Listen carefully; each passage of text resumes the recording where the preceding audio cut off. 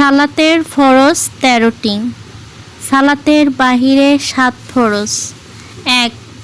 শরীর পাক। ২. কাপড় পাক। ৩. নামাজের জায়গা পাক। ৪. ছতর ঢাকা। ৫. কেবলামুখী হওয়া। ৬. ওয়াক্তমতো সালাত পড়া। ৭. সালাতের নিয়ত করা। সালাতের ভিতরে ৬ ফরজ। তাকবীরে তাহরিমা বলা। ২. দাঁড়াইয়া নামাজ পড়া। ৩. কিরাত পড়া। ৪. রুকু করা। ৫. সিজদা করা। ৬. আখেরি বৈঠক করা।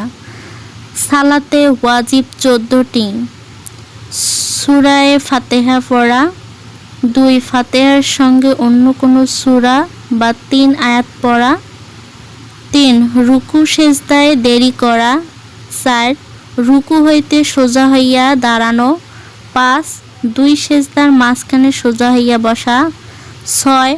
প্রথম বৈঠক করা। ৭. দুনো বৈঠকে তাশাহুদ পড়া। ৮.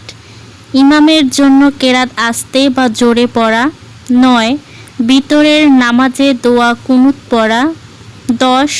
২ ঈদের নামাজে অতিরিক্ত ৬ তাকবীর বলা। ১১.